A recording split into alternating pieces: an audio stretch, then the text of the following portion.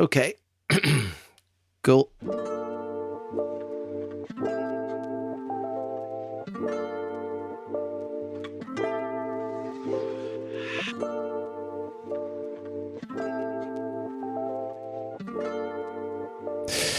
Okay, welcome to the Tokyo Jazz Joints podcast. Welcome back, I should say. Thanks for sticking with us. This is episode 104.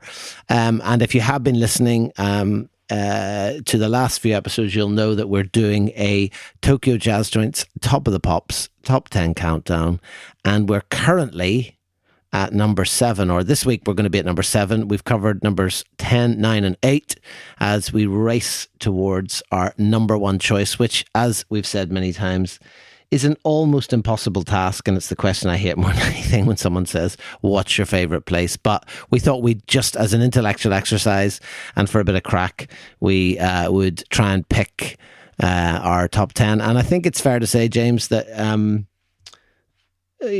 well, I think it's fair to say there's a lot more crack than intellectualism going on for to begin with, but that's par for the course with our podcast. But yes, we've had some surprises. I think we've had some maybe a little bit of alignment in our approach, which I think is nice. That we're going by some kind of a feeling and a moment and an experience rather than just like this is the most beautiful place. So, but we're definitely starting to get deep. I mean, you were in the wilds of Hokkaido with your number 8 pick. I was still in relatively urban, relatively central Osaka with Dear Lord at number 8. But I'm eager to hear where we go for 7. And you are batting leadoff in this episode. So let's get right into it, man. Where are we going for lucky number 7?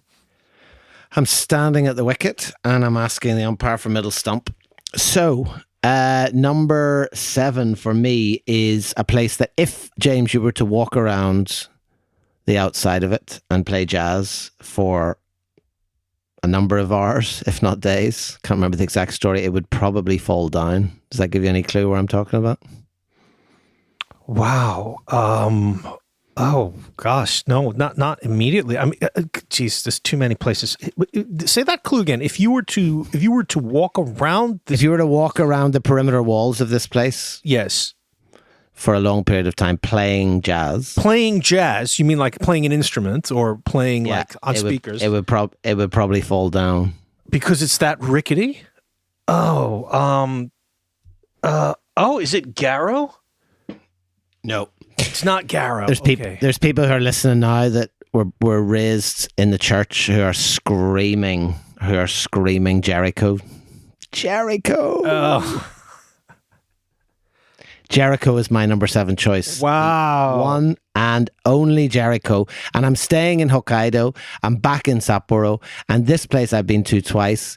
And for me, Jericho is one, I think probably of all the places, just the owner, I think, is the most pure example of what it's all about. And particularly, I think the second visit, like increasingly, when I'm doing these listening events and I'm sort of thinking about the whole listening experience and that kind of thing. And I just think watching him on the second trip. So if you have the Tokyo Jazz Joints book and you go to the final image, you'll know, you'll see the owner, Shibuya-san, who is the owner of Jericho. And he's just sitting with his eyes closed, listening to music. He's not asleep. He's listening to music. And just in the foreground, you'll see a magazine called Jazz Life. And it's probably one of the photographs I'm proudest of because, it was a very quick moment. It was the end of a long day. We'd both had a bit to drink and I still managed to kind of snap that image. And I thought probably, well, that's a one-off. But when I went back last year, he was doing exactly the same thing. As I kind of watched him, I just thought, this man, I mean, and as you kind of watch him just, move around the space, like he's not fussy, he's not particularly talkative, he brings you what you order, and every single time that he is free, then when he's done whatever it is, whether it's clean a glass or bring out your drink or set your snacks down, he returns to the same spot, which is a chair under the kind of lintel of the doorway that goes into the kitchen, and he sits and puts his head back, closes his eyes, and he just listens to the music. And for me, I think, it just put away all the clutter, all the speakers, all the records, all the memorabilia, everything else that surrounds him. You just look at him and you think, this is this man's entire life's mission. Like, that's what he loves. And every single second that he has spare, he just sits there with his eyes closed, listening to the music. And I don't know if I'm romanticizing. I don't know if I'm sort of over-egging it. But in my experience of sitting there, certainly that second time, that's all he did. And I just think it's kind of incredible to watch, just this pure, almost like religious dedication to just listening to the music. It's incredible. It's a great pick. Jericho. It's a great pick. A great pick. That one I was expecting. It's amazing because it's so funny. You went back and I remember you reporting back to me. It's like, James, he's like, that's the kind of maybe how he always acts. Like, he's always just kind of there with his eyes closed. I actually think that he sleeps there. I mean, I wouldn't even be surprised if he lived there a lot of the time. Well, he told us the first time he did, right? Do you remember the first? Yeah. So the first time we went there, because there's like a sort of a bit when you come in immediately on the left, like it's a relatively large space downstairs, and again, it's in a really kind of fairly grotty building, and there's this beautiful old blue sign, and if you go at a certain time of night, the only thing you see is the sign. So like, it's like it's like a painting or something. I took a photograph of it this time, which I hope will be in a second Tokyo Jazz Joints book, but it's just this really kind of grotty kind of Showa apartment, and then just you have in the distance just this blue kind of like beacon, which is like the Jericho sign calling you down the stairs. And when you get in, it's quite large. But as you turn left immediately when you come in, there is a bed. And I think the first time I'm almost certain he told us, like if there's no customers, and sometimes I just sleep there, because he opens incredibly. He's open till like 5 every morning. Yeah, and I had in the note. I remember that evening. That was the very long day we did. Do you remember from Hakodate, from Tokyo Haneda to Hakodate to Sapporo? The spicy pizza, boss. There was the spicy pizza. The spicy pizza. Like that. I think the spicy pizza, the exhaustion, and the booze is one reason that my memories in Jericho were definitely a little hazy. But what I do remember as well is that, yes, he opens really, really late. And he said that a lot of times guys who, or musicians who have finished their gigs elsewhere, because even though that building is old, it's Chodo right in the center of Sapporo. It's like a really busy nightlife area. And he's just like down in the basement. So he says a lot of musicians will come by there to have their post-gig drinks, to hang out, sometimes to even keep playing if they're going to, they want to just keep going, or they want to rehearse or whatever, and he just lets them go at it. And so it seemed like he's got the best of both worlds, because he's got this great location centrally, but he's also downstairs and a little bit removed, and so he's not really going to get the walk-ins that are not there for the jazz, an absolutely pure spot. Wonderful. Again, it was the perfect photo, and the perfect photo to end the book with, because that is how the night ends so many times for us and for so many people in jazz joints, Yeah. I mean, it's just looking at the thing. I mean, again, it's not, unless it's where you enter from. I mean, I'm just looking at the building sign. It looks like he's in the basement floor, and there's actually 2 other places down there. And then there's like a whole host, like we've talked about this many times, a whole host of places that are in the same building, but you don't get any sense of that really. Unless there's sort of 2 ways into that building. Like, you just go down and there's really, it's quite quiet. And funny enough, and I think I talked about this on a recent episode too, but I mean, when I was there the second time, a couple of students did come in. They were like straight on the cigarettes, like heavy smoke, and they ordered some food. And they had been rehearsing, I think, as well, because he was sort of chatting a bit to them, bit back and forth to them. They're obviously regulars, young guys, like maybe university age. I mean, you'd have to be jamming, you'd have to be young, full of stamina to be ordering food in Jericho. I'll tell you that, because they wouldn't be touching anything that comes from that kitchen. But I mean, in the tradition of grimy jazz spot kitchen banter. Yeah, I mean, it's but yeah, I think it's really cool because a lot of the jazz kissa that we talked about over the years, I wouldn't say that they're unfriendly to students, but maybe that it's not really the demographic that they were used to having anymore, because the original students from the 60s are all old dudes, right?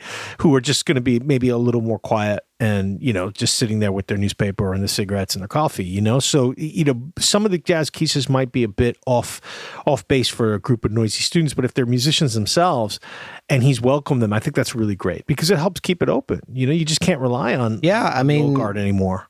Because especially on weeknights, like who's coming in at like 1 a.m., to go to these places. Interesting. I think I sent this to you at the time because I did have some snacks, or like the otoshi that they bring with a drink. But I took a photograph of the menu, and I have to say, I mean, extensive is not the word. So I'll just give you a couple of highlights off the menu based on your recent comments about you would eat there. Salami, camembert cheese. Fried squid, fried plums, green salad, butter corn. Now, hang on, that's only one column. You've got some. You got a natto omelet. I mean, that's just. You got piri tofu. You got spicy tofu. I mean, imagine Jericho potatoes. Don't know what those are. Like. You would have to be a complete degenerate to order a natto omelet at 2:00 in the morning in Jericho. I mean, how would that even be possible? Like, but it goes why would you on. even come up with that to put it on a menu? There's a third column.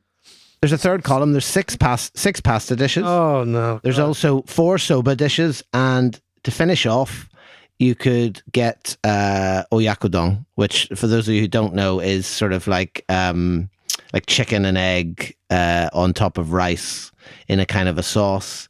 So like it's a really extensive menu. I mean, yet again, James's Jazz Keys to Tokyo Jazz Joint's PSA corner. You're there for the jazz. You're not there for the food. Japan has amazing food everywhere. Don't eat in a jazz joint.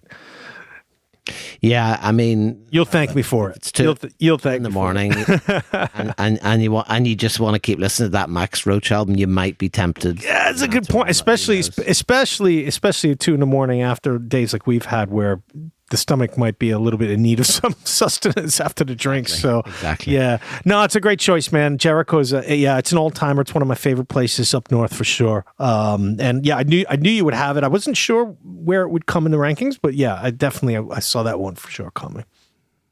Okay, so over to you then. What is your number 7 choice? Okay, well, like I said in the kickoff episode, episode 10, I didn't just some light guidelines I had was that I wasn't picking the places that were generally like Tokyo, Yokohama, places where I used to go all the time before we started the project, because we've talked about them at length, and there was sort of a different part of life, and I wanted to focus more on the TJJ period.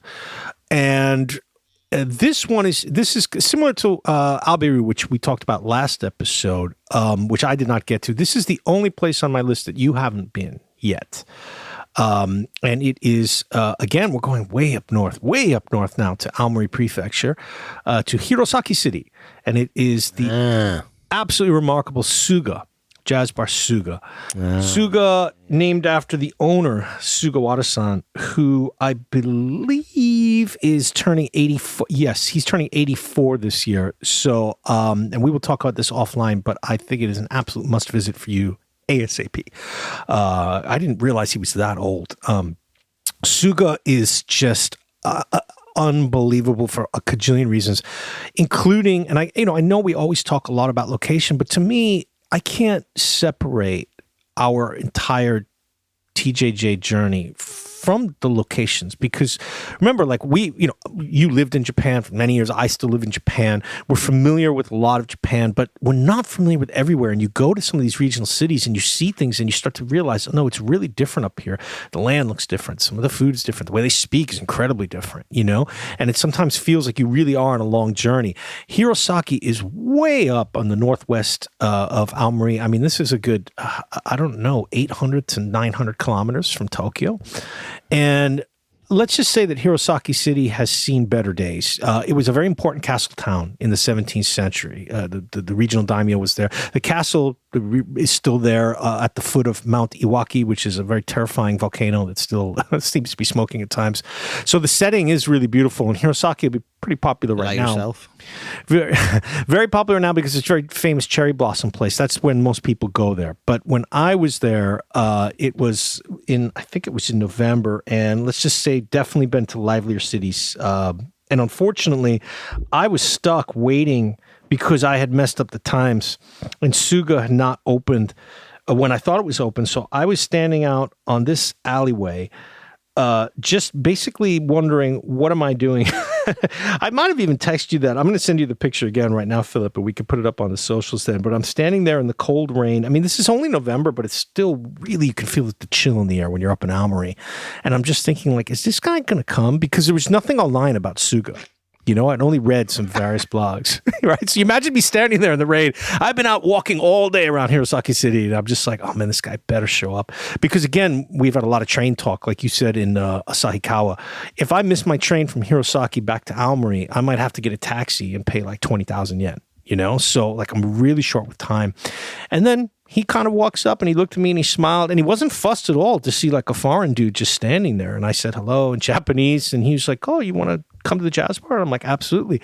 Walk up the stairs, go in. No, I'm okay. Thanks. And just, and this guy is just the sweetest dude. I give him the whole quick spiel about you, me, what I've done, blah, blah, blah, blah, blah, and how much I love jazz. And, I found the name. I don't know anything about your place. And he tells me the story. He opened in 1970. And real Japan heads will know the meaning of this date, November 25th, 1970, the day that Mishima Yukio committed seppuku in front of the Japanese self-defense forces. So a very, very odd day to open your place in Japanese history. But look, so it's 56 years ago now. He grew up in Akita, but had moved to Aomori. And he became a jazz fan when very young. So a lot of the stuff that he was telling me about the background was the kind of typical story you hear. But then he started to go into he said, for me, a jazz, he said, is all about introducing new music to people. So I still go out and collect new music. In fact, I buy about 8 to 9 new albums a month. And I was like, oh, that's really great. Like, what do do you go on like Disc Union's net or, Discogs? He's like, no, I don't have the internet. I just go to my local shop and I read the jazz magazines. And I was like, you don't have the internet? And he's like, I don't have a cell phone. This guy's completely analog, okay? But at the same time, he's totally following contemporary jazz. I remember having the notes here. He had a Go-Go Penguin CD on the counter. And I was like, whoa, okay. This came out like 2 years before I visited, So he's keeping up to date. He has 8,500 records and CDs in total. And he's also a real lover of free jazz. And he told me, Philip, this was just amazing. He told me this, and then I looked up and I found another long article about him from a newspaper in Aomori where he talks at length about his love of Black American culture and how it really clicked for him when he understood the Black Americans' struggle against oppression and how tied into jazz that was. And he said that, and I'll read a quote from the magazine here. It's translated to English. He says, if you listen to hip hop, which blends with jazz, honestly, you'll understand that it's music that comes from the hearts of Black American people. It's a modern recreation of bebop from 50 years ago.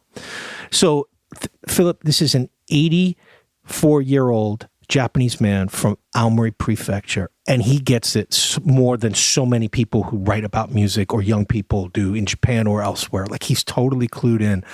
I absolutely fell in love with this dude and his bar. He pulled out a picture of him drinking with the Art Ensemble of Chicago. Man, in the mid-'70s, they were getting the Art Ensemble to go up to Hirosaki City. I mean, what a time.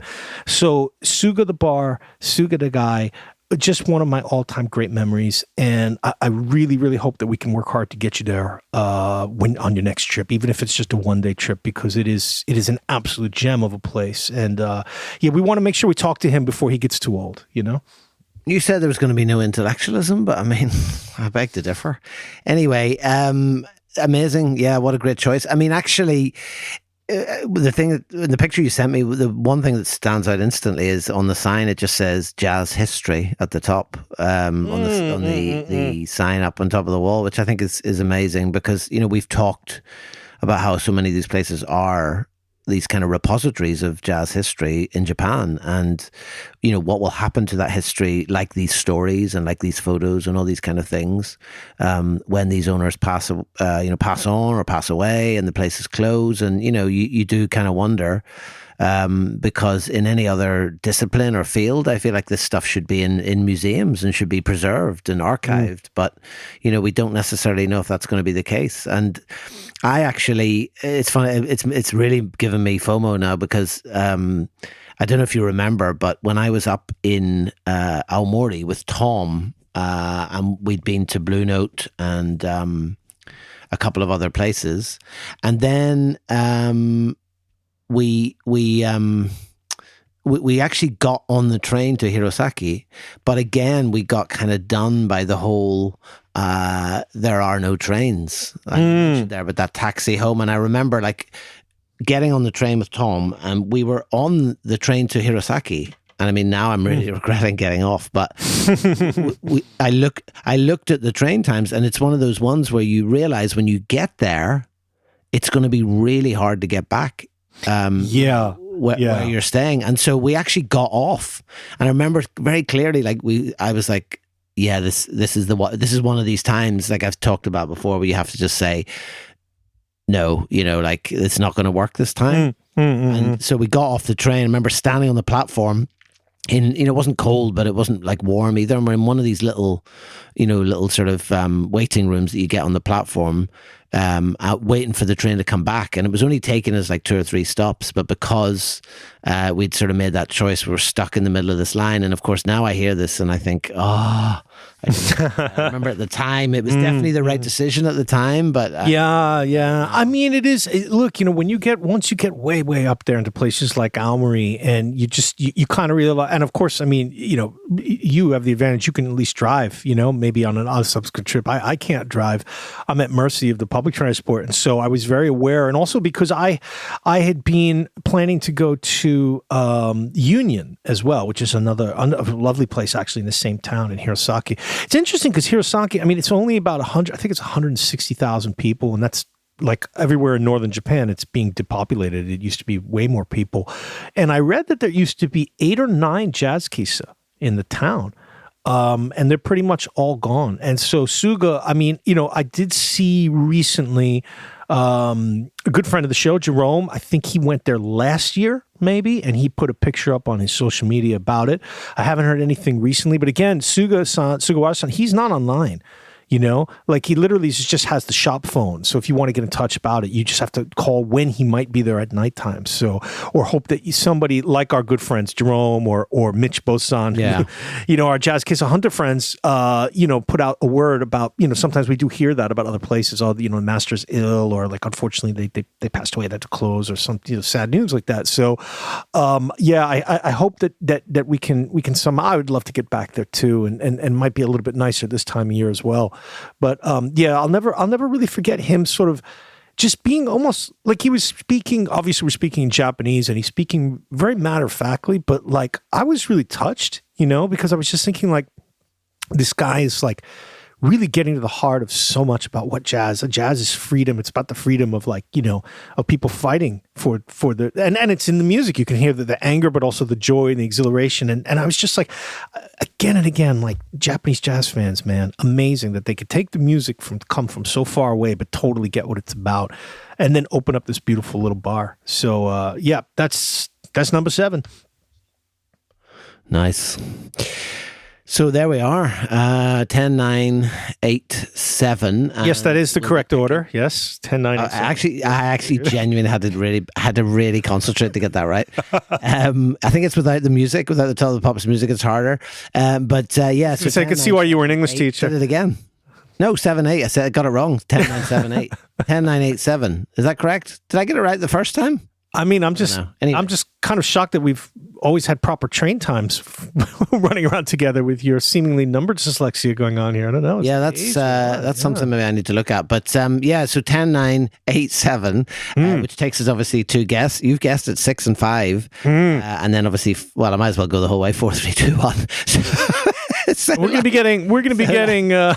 be getting deeper and deeper now, I think, into some of these cases. So I feel like I'm sponsored by Sesame Street.